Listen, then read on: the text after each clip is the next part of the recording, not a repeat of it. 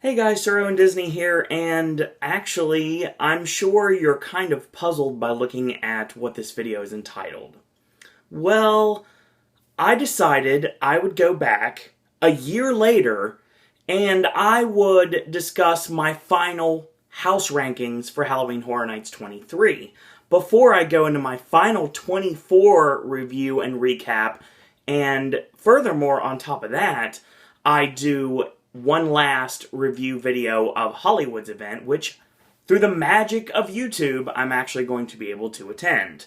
Unlike in 2015, where I'm actually going to be able to attend in person. We'll talk about that as we progress in the rest of the year.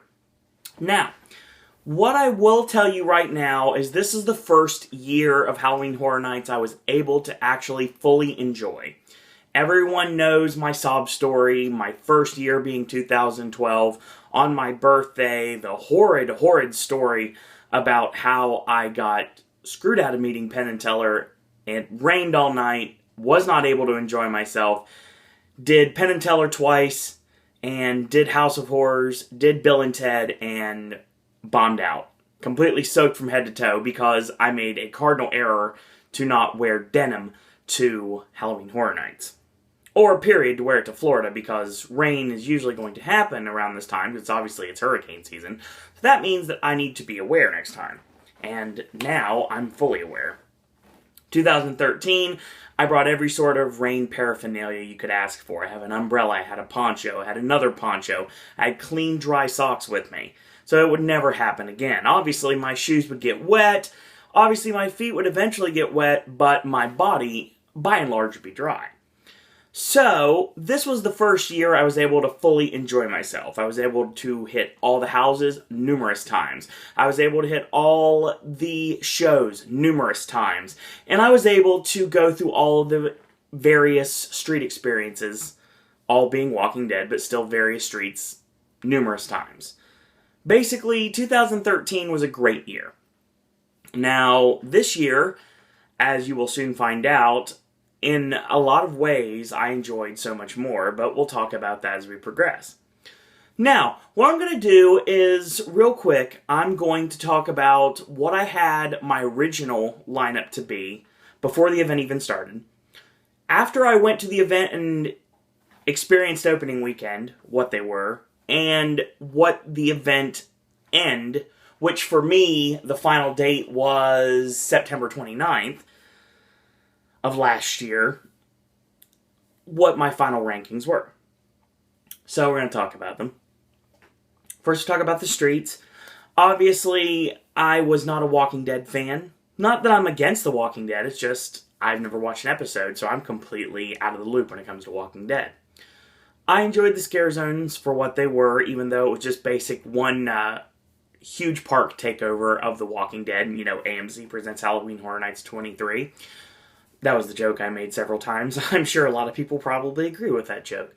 But, excuse me, I will state right now that, by and large, I enjoyed the street experiences for what they were. Even though it was just The Walking Dead in different seasons, I still enjoyed the experience. I like going for the fall of Atlanta, walking through the fog, seeing Lewis Black, and obviously going through Herschel's barn, and I just enjoyed myself overall. So I like the street experiences completely. Probably because I'm not a Walking Dead fan, I wasn't completely understanding what I was seeing, but it wasn't so much that I was like, I was able to enjoy myself, so that was a good thing. Talk about the shows real quick, and then we'll go into the houses. Rocky Horror. My first time experiencing the Rocky Horror Tribute show at Halloween Horror Nights, and I was not disappointed one iota. I got great video from it from the last night I was at the event, and I'm very happy to say that, and I enjoyed all the shoutbacks, I enjoyed the audience participation, and it seemed like in 2013 the shows I went to were a lot more attended, and a lot more attended by actual fans of the show, not just people that just wandered in because A, they were tired, B, this was on the way, or C, they're like, hey, this is a show, what's this? This is kind of out there, I'm gonna leave. No, that really didn't happen very much in 2013, at least at the shows I attended. But I will say right now that I was able to see the Rocky Horror Tribute show on 4 separate occasions. So I really enjoyed every single time I got to watch the show. I love the shoutbacks. I love the cast. The cast was phenomenal.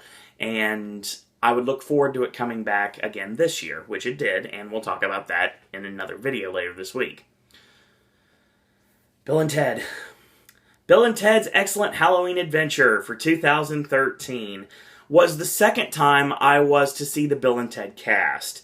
Obviously, through all the craziness I went through in my first official year in 2012, I was able to watch Bill and Ted, and it was an extreme highlight of the event for me. It was hilarious. It did something that Friedberg and Seltzer movies, like Disaster Movie and Date Movie, what they would try to do, I like Date Movie, but it's just an example that came to my head. Like Meet the Spartans, stuff like that. Stuff like that tried to do and failed at. Bill and Ted actually succeeded at quite well. And I love the fact of combining all of pop culture, including pop culture's pop hits of the year. I enjoyed that as well. And it was the first time that I saw, who I have now termed hashtag the other one. It was the first time I actually saw her at Bill and Ted. So it was started right there, folks. It just did. So we'll progress to talk about her later on. But that was one of the things I enjoyed. It was actually the last thing I did before I left in 2012 on my birthday. Dejected, completely soaked from head to toe. But I laughed my head off during Bill and Ted. Fast forward 2013, I did watch Bill and Ted again, and I would proceed to watch Bill and Ted 4 different times. The only night I did not attend Bill and Ted was actually, let me make sure I got this right, the night I did not attend Bill and Ted, ironically enough, my birthday, and the other night I did not attend Bill and Ted was the 28th, which is when we did all 8 houses with Tim and Jen and the YouTube group. Not the official YouTube group that was on my birthday. It was another Tim and Jen meet, and we got to go through all 8 houses, and we did not get a chance to do Bill and Ted that night, but that was the only 2 nights I didn't get a chance to do it. Obviously, fast forward to this year, I did Bill and Ted every single night, except for preview night, which I missed because we couldn't get into it because it was so crowded. If I do get the chance to go back to preview night in 2015, you can mark my words that I'll sacrifice a house if I have to. I will see Bill and Ted every single night I'm at the event. And it sounds to me like that's going to be a lot more than this year. Fingers crossed that actually works out. Bill and Ted last year obviously was given a storyline that spurs from the connection to Evil Dead, and the fact that the Book of the Dead turned Taylor Swift evil, and she made a lot of different pop culture celebrities evil so they could take over, and it was awesome. I really enjoyed it. Absolutely hilarious. Great show, great music. The other one was back. That was awesome. And I love Bill and Ted. I think Bill and Ted is great for a lot of reasons. Number 1, it's funny. Number 2, it's very relatable. Number 3, it's very easy to retain what you hear. And in subsequent viewings of the show, basically with a lot of the crowd that actually are able to go nearly every night, if not every night, to be able to call back every single line word for word. Now, I did this on my last show, my last Bill and Ted show for 2014, but obviously I was just learning as I went along to try to learn all the actual script of the show. 2013 was the first time that I started really looking into the actual script of the show. And thankfully, YouTube helped me learn the script of the show because obviously there were some very nice people that put Bill and Ted from 2013 on YouTube. So I thank them out there. I'd be too scared to because there's a lot of things about getting trespassed on Universal property. Since I've now become a new huge Universal supporter, as everyone around me now knows, I would state that me getting trespassed of Universal property would be one of the worst possible things that could happen to me at Universal. So I'm trying to completely keep my nose clean. I do know there are a lot of people that do know of my existence and the existence of these videos. So maybe I'm not going to be as reckless as I may have been in the past.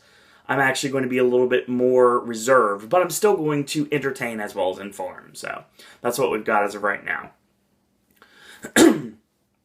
Excuse me. I'll say right now that the Bill and Ted show of last year, the finale, what Dr. Jimmy deemed singing and dancing for no reason, still remember the order, still remember everything, and absolutely love that show. So yeah, Bill and Ted 2013 was phenomenal, absolutely hilarious, and it would be the start of great Bill and Ted shows for me personally for years to come. So when I made my original list, I looked at what we had, and I was like, okay, I'm going to take all 8 houses and I'm going to put them in the order that I think before I see anything on them other than just blurbs on websites and speculation and secret info that I hear from people on the internet, friends and people that are not exactly friends, but people I do know or know of. I wanted to take all of this tiny bit of information I had and put together what I really wanted to see at the event. So let's talk about it. So my original list was number 8, The Walking Dead, No Safe Haven. Pretty much because I had no knowledge of The Walking Dead, don't know anything about it. I know it's the same. I said the same thing twice, but a different wording. I had no knowledge of The Walking Dead, so I wasn't really excited for something that I'm not really knowing really well what it's about. So that gets annoying. But it's what happens sometimes. Yeah, apparently Fairview, West Virginia is calling me, and probably some sort of a candidate trying to sell me on his or her values. I'll wait till it stops. Okay, now it stopped. That's what happens when you don't edit, folks. So, sorry about that. The looking upwards and the not editing, it's something that's not going to change. I apologize. Maybe eventually I'll get some sort of a monitor that's right in front of you, so I don't have to keep looking upwards. So, there's always that. Number 7 was Urban Legends La Llorona, because I was like, this sounds cool, but I think some other things sound cooler than this.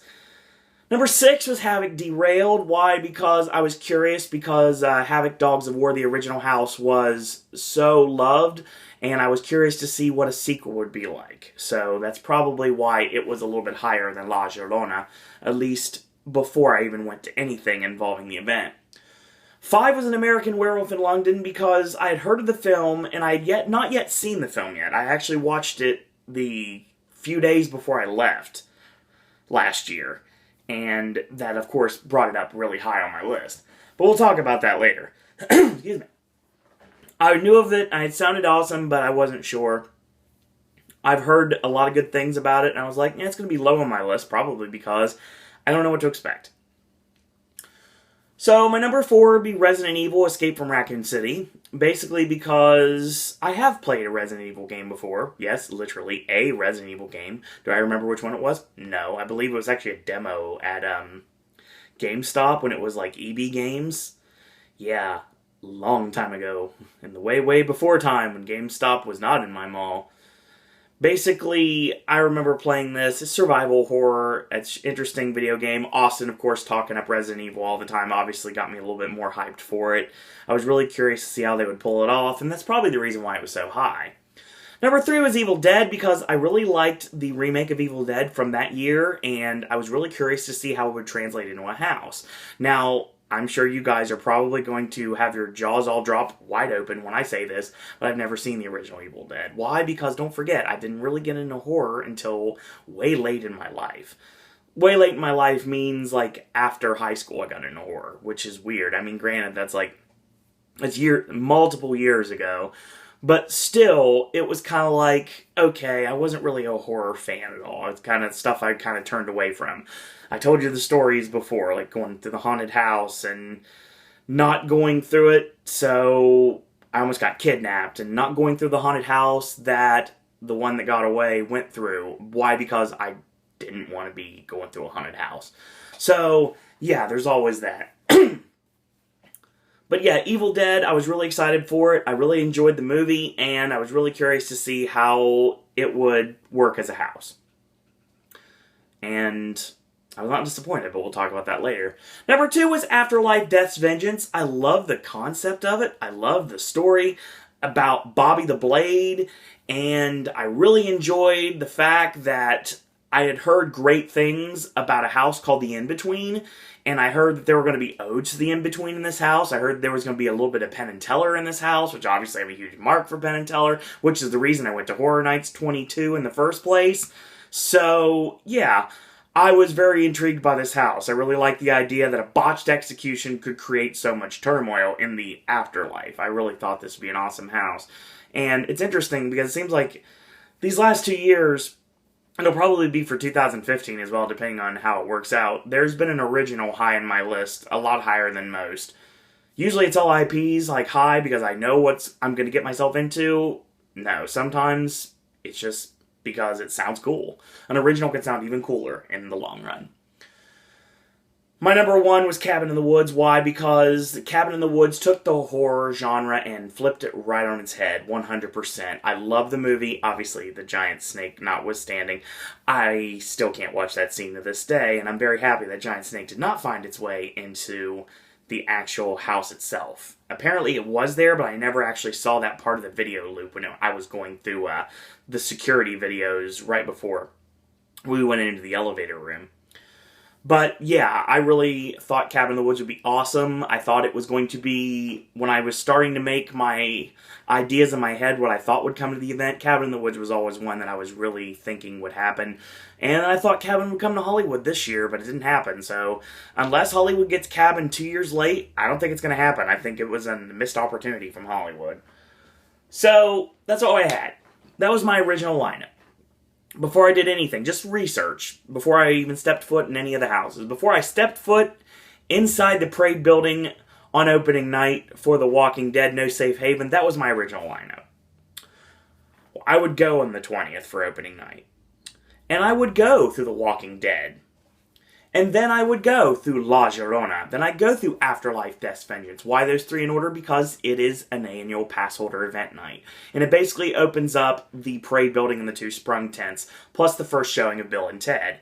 So, yeah, it would almost be a guarantee, actually, I can't say almost, it will be a guarantee from this moment forward, that as long as these annual pass holder nights stay, and I'm sure they will because they're so successful, I can honestly see that it's going to be parade building, sprung, Bill and Ted, first night, every single night of the first night of the event for every single year. I took that in a really weird direction. Sorry about that.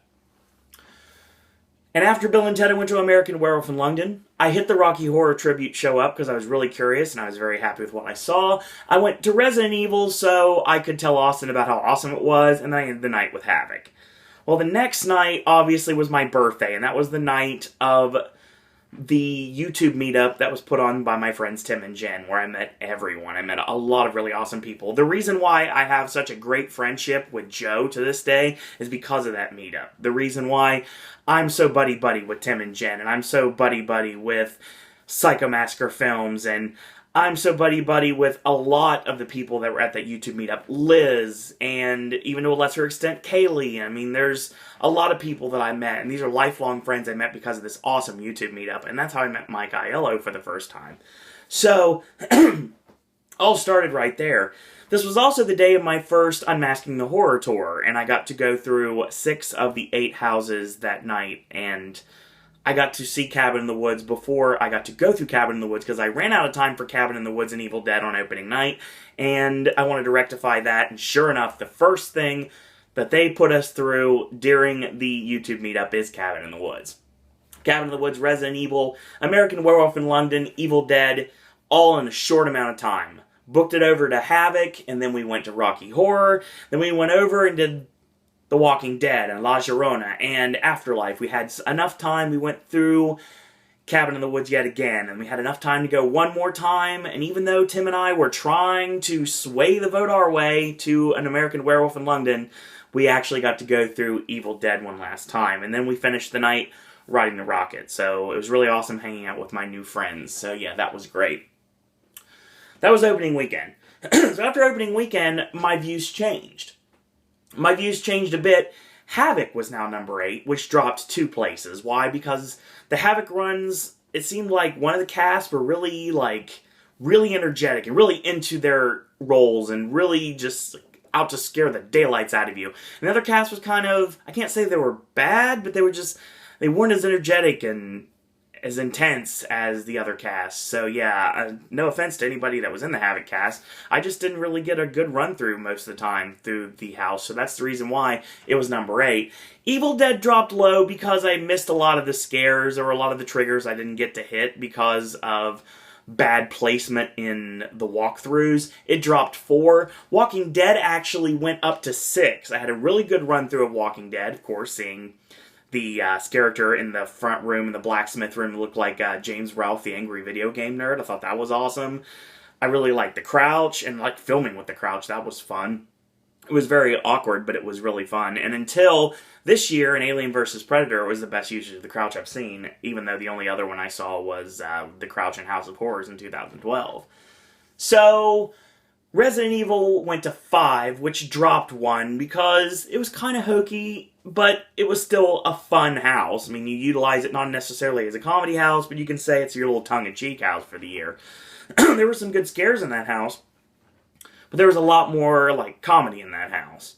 Excuse me. I wouldn't necessarily call it a comedy house, and a lot of people hate that house, like, really hate that house, but we'll talk about that as we progress in this. La Llorona went up to 4. Why? Because my run-throughs of La Llorona were insane. Like, everybody was on point. Those casts were intense, literally. In a tent, a sprung tent.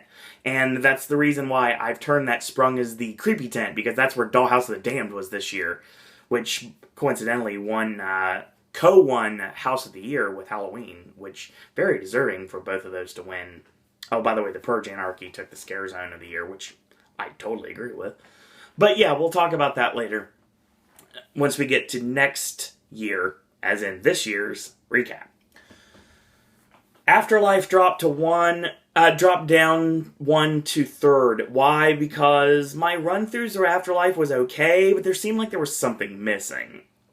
I always loved the headlines room. I loved this character that came from the left-hand side, that came out from behind the headline and got me every time. That was always awesome. And I like the black light. When it comes to 3D mazes, I don't really wear the glasses. I did a couple of times, but that was later on in the event, so probably. Sorry, it's just like weird sinuses today. I apologize, and the coughing. Sorry about that. But basically, when it comes down to it, I did love Afterlife very much, but it still wasn't enough to get any higher on this list, at least for opening weekend. Cabin in the Woods was actually number 2. Why was Cabin in the Woods number 2? Because Cabin in the Woods run-through was absolutely outstanding. I loved Cabin in the Woods. I loved the doctors. I thought that was great. I loved the elevator scene. I loved the Sugar Plum Fairy on the left-hand side and Fornicus the Hell Lord on the opposite side.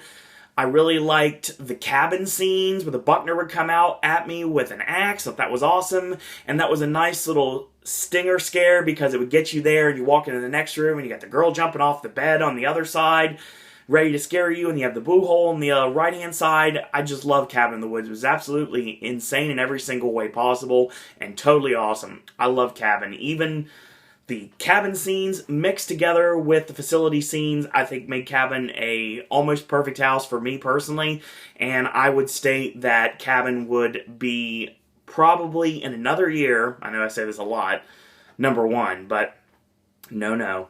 There was only one, and that was An American Werewolf in London. AJ had showed me the film mere days before I left for Orlando, and I was so hyped for this house, and it did not disappoint one iota. This was legitimately one of the greatest houses I've ever been through. Now, granted, I only have been through a small amount of houses in the short time I've been going to the event, but I will state that An American Werewolf in London was great in every single way possible.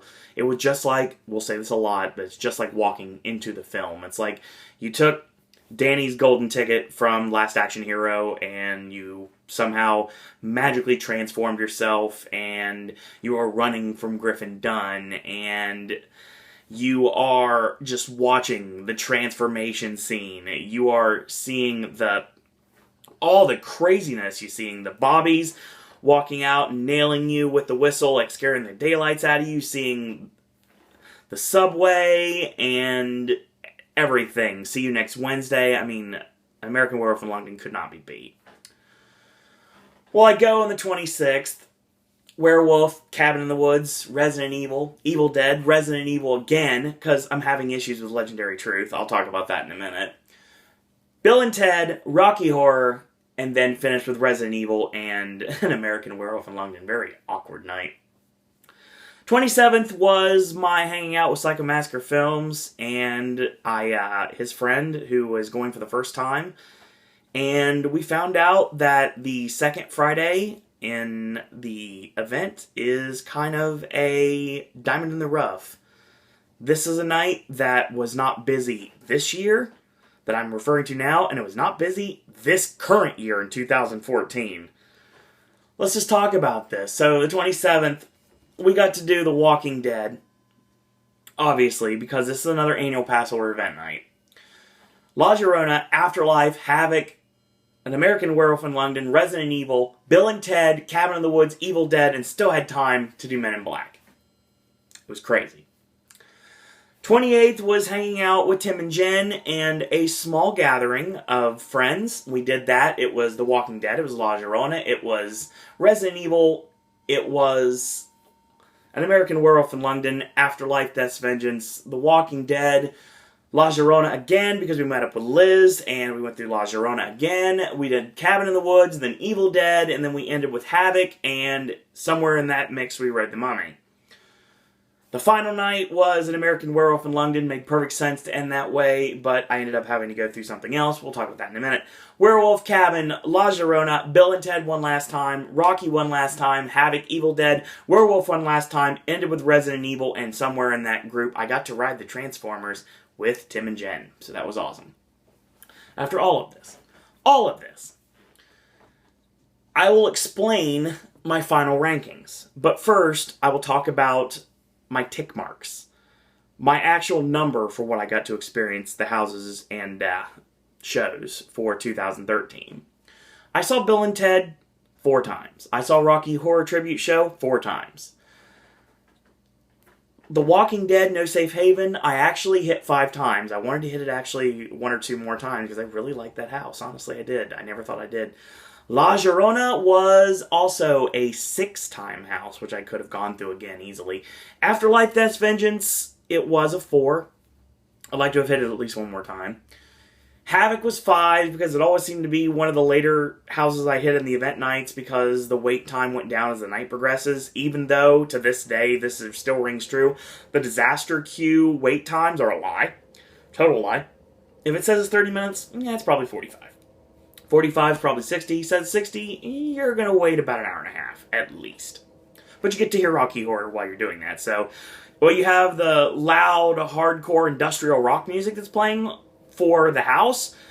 On the right side of you, when you're walking in the queue, is Rocky Horror. So it's a really interesting amalgamation of music that are hitting you on one side and the other side at the same time. It's quite an interesting little mashup.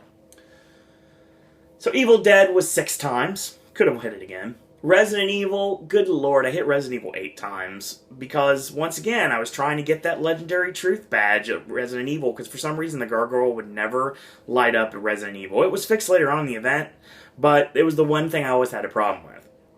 Cabin in the Woods I would hit 6 times, and An American Werewolf in London I would hit 8 times as well. So, it was a pretty successful year when it comes down to 2013. Let's talk a little bit of Legendary Truth, shall we? Now, Legendary Truth was available to people that had frequent fear passes, which thankfully included my Rush of Fear. And the Rush of Fear is a great, great pass because it gets you 10 nights, well, at least for right now, and probably be extended for next year. 10 nights of the event for a piece paying about $70. So yeah, it's a pretty sweet deal. It covers me for every single day I'm down for the 2 weeks that I'm down in Orlando for the event. So yeah, it works really well. So anybody that had a frequent fair pass could play for free. Otherwise, I believe the actual Legendary Truth card that you could buy if you're not a frequent fear holder, it would probably be, I think it was like $5. Might be a little bit more, potentially. I never actually got to get one of those cards. I wanted to, but I never did. I did get a Legendary Truth Lanyard, which I still have, but I mean, did not get a chance to get any Legendary Truth card. I just used the RFID sticker that was on the back of my ticket, my actual Rush of Fear pass itself. I really like the scanning aspect. I thought it worked pretty well. I had a problem sometimes with the actual scanners themselves. I did have an issue that you had to go to the front of the park to start being able to scan anything. The big problem there is the fact that if you really think about it, during the annual pass holder event nights, you don't get into the front of the park, most likely until after the first showing of Bill and Ted at the earliest. So yeah, probably about 8 o'clock, 8:30, somewhere in that time frame, you're getting into the front of the park for the first time. What happens to all the other houses that I didn't get a chance to scan? I mean, I think that if they're going to do that, I would say they're going to utilize more scanners and maybe a scanner or a couple scanners in the AP event area over by Kid Zone so you can scan there before you go in, or maybe have one at Finnegan's and also have one at Lucy Plaza and one at well, obviously Diagon Alley wasn't built yet, but it would have been the case. And now one in Springfield, too, which is where they're going to have it, apparently, from this moment forward. So yeah, I would have a scanner, if they're going to do this again, and I'm sure they are, because it sounds to me like what happened with Legendary Truth a couple days ago, or started a couple days ago, sounds pretty remarkable from what I'm hearing. So yeah, Legendary Truth is going to be a huge part of 2015's event, but we're not even talking about 2014 yet. I'll talk about that in another video. And by another video, I'm probably going to think in the next couple of days. Why? Because I want to talk Halloween Horror Nights, because that's all I want to talk about right now. So we've got that. And I enjoyed playing Legendary Truth. It was basically kind of like, let's do the houses in this order. It was fun. I really wish I could have done more with it. I wish I would have had more success with the actual scanners most of the time. The ones I didn't have success with, that kind of sucked. I like being able to play here as well as in the park. The thing that I can't do with the current Legendary Truth app that exists, but I have a feeling that'll change, and that'll change rather quickly. So yeah, that's my final thoughts, my absolute final thoughts, including my final rankings. And before I do that, I'm going to give you my absolute final rankings. Number 8. Number 8 was Havoc Derailed. I really enjoyed when the train derailed in the house. And it was kind of cramped for quarters, very claustrophobic. There were some decent scares in the beginning, like in the first couple of rooms. Like you had the Dogs of War on opposite sides of you. They were kind of, looked like they were subdued, but they still could like lunge at you, and I thought that was really cool. But still, it wasn't the greatest house, but it wasn't terrible. So yeah, I would say Havoc was number 8 because I can't really think of anything else that could have been number 8. Number 7, unfortunately, had to be Afterlife Death's Vengeance. I think it basically suffers from the fact that I never really got the amazing run-through that I really wanted out of it. I got some really good run-throughs of it, but I never got the amazing run-through. The 3D aspect is okay, but since I don't wear the glasses, it kind of just took off the experience a little bit for me. I didn't get to go through it as much as I would have liked to. I only went through it 4 times, so I wasn't really able to experience it like I wanted to. Now, granted, it being a sprung tent, you'd think I would have been able to hit it a lot more. But unfortunately, it seemed like after I was out of La Llorona, it was time to go to a Bill and Ted or meet up with friends, or just, I didn't have time after that. It was just, seemed like I didn't get a chance to hit it enough for it to go any higher. So yeah, number 7, Afterlife Death's Vengeance, which is down 4 spots from the original rankings. Havoc, by the way, stayed the same. Number 6 was Urban Legends La Llorona, which I'd like to have made a lot higher, but I really had some good run-throughs in the last 4 houses, so that's probably the reason why I couldn't. This was creepy in every single way possible. I got wet in this house, I got freaked out in this house, I got scared in this house, walking over the bridge and seeing the children laying face down in the water dead. I thought that was a crazy, crazy, crazy scene. I like being able to see the different La Llorona children, like the maze effect, basically. You didn't know which one was actually there and which one wasn't. I thought that was really cool. I really enjoyed that. I thought the house was really creepy. I was legitimately scared going through the house because it was really cool. But overall, I probably think I've got better scares in places, but La Llorona at night was awesome. Absolutely awesome at night. I still liked it during the day, but at night it was a whole lot more intense. And I would say right now that if I would have been able to go through it a lot more at night, which most of the time, given the fact that it was one of the sprung tents, part of the AP events, I probably would have ranked this a lot higher. So it goes down from 2. It originally was 4 on my original list. Number 5 is going to tick a lot of people off. It's Resident Evil Escape from Raccoon City. I like this house. I went through it a lot. I like this house a lot. From the cop in the front's first scene, the Raccoon City police officer looking like Zac Efron, to the Sam Meets Leave It to Cleaver reference inside the second room, to seeing the alphas and seeing the lickers when the one actually had a tongue. Unfortunately, not every walkthrough they had a tongue because somebody decided they wanted to take it. Yeah. That's why we can't have nice things, folks. To getting shot at by Nemesis at the top. I thought that was awesome. And that's the same effect that we got this year with Dracula Untold, which is one of the only things I liked about that house, but we'll talk about that in the next video. Yeah, I liked Resident Evil a lot. The pause room could have worked a lot better, but it was still cool in its own way. The You Are Dead at the end, I thought that was really, really great. And I always had fun times through Resident Evil, and that's the reason why I had to rank it so high. Which means, basically, that its final ranking is actually a little different. So, yeah. Well, number 4 is The Walking Dead, No Safe Haven. Like I said, not knowing anything about this house, not knowing anything about the show, I really enjoyed myself. I really did. And unfortunately, I can't say the same for End of the Line this year, but I really liked No Safe Haven a lot. I didn't get a chance to experience the first Walking Dead house. I was there that year, obviously, but I was not able to get over anywhere except for the back corner of the park, so hopefully someday they redo stuff like Gothic and Dead End so I can hit those again, because I always wanted to, once I heard about them, I definitely wanted to be a part of hitting those houses. So yeah, Walking Dead always fun. Wish I could have had at least 1 or 2 more runs of it, and I tried to run and make one more run of it at the last night, but they were already closed before I got there. I did the same thing with Giggles and Gore this year. One of the nights I actually wanted to run over there to meet Giggles and Gore, but they shut me off right when I got around the turn the corner. That park's closed. I was like, I'm trying to meet people. That doesn't work.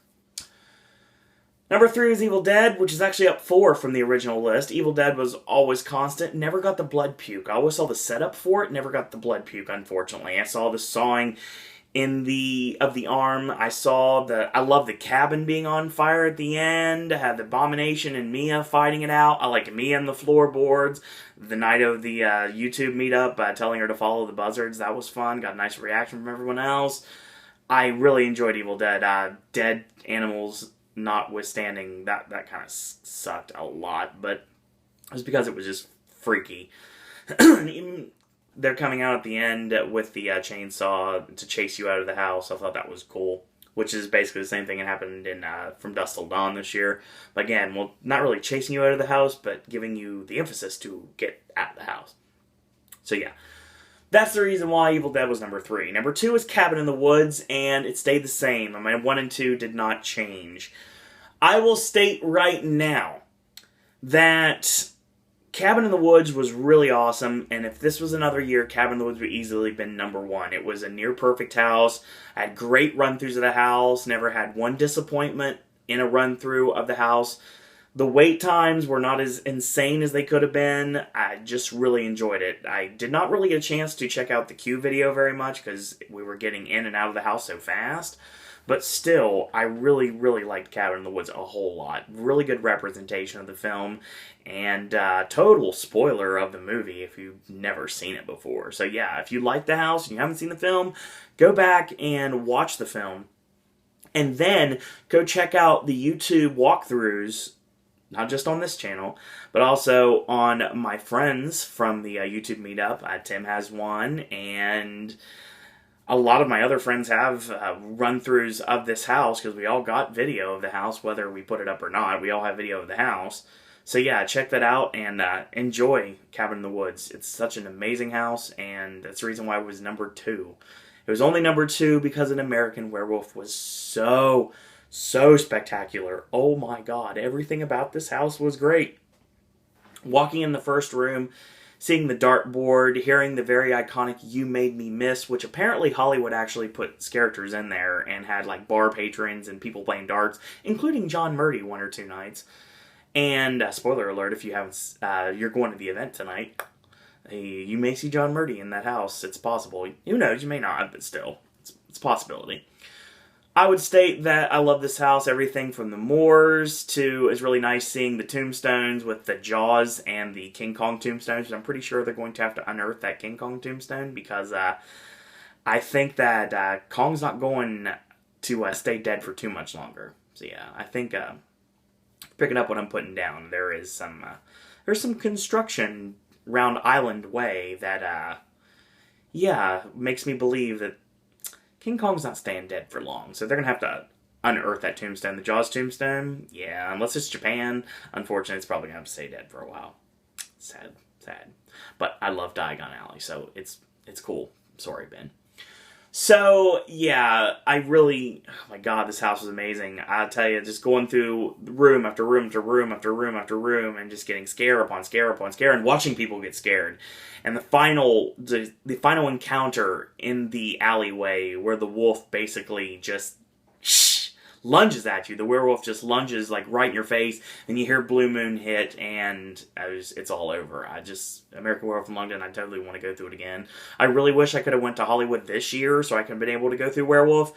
Now, I know they repeat houses. I don't know if they repeat a house like that. If they did, that'd be great. I'd love that, but I don't know. I don't know how likely that is. Any Hollywood fans watching this video, tell me, how likely is it that anything from the event in 2014 comes to the event in 2015? Any of the IPs, mainly, is what I'm referring to.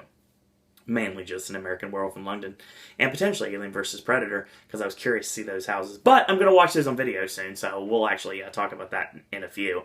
So that was my final rankings for 2013. I know it took a while to do this video, but I still wanted to do it. So, real quick, I do want to say that if you are on the internet and you want to check out some really awesome sites for Halloween Horror Nights content, you can check out HHNCrypt.com, my good friend Charles Bremer's DesigningFear.com, HHNRumors.com, my friend Ricky Briganti and Inside the Magic, my friend Eric, as well as all of the fine folks at BehindTheThrills.com and ThemeParkInsight.com.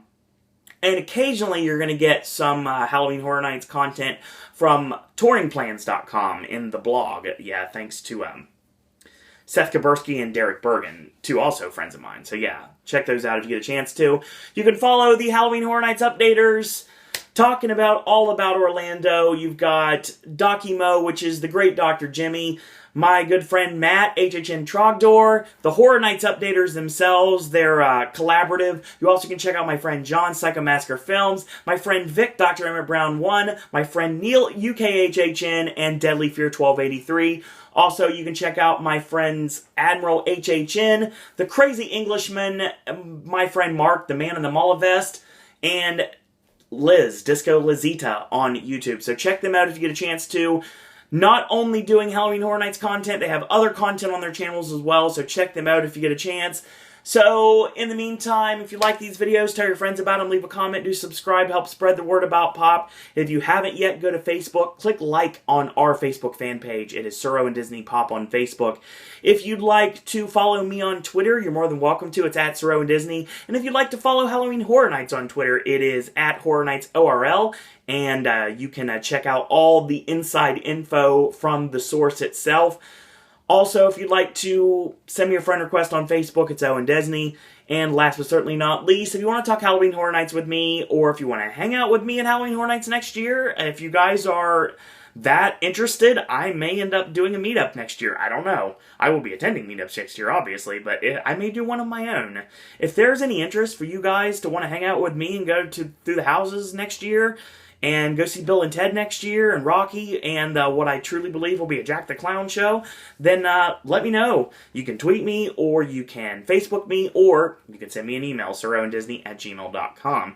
So in the meantime, I want to thank you guys and girls out there for watching.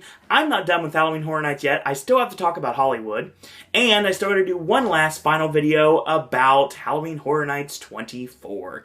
So in the meantime, thank you guys and girls out there for watching, and until tomorrow, boys and girls, that's all I got to say about that.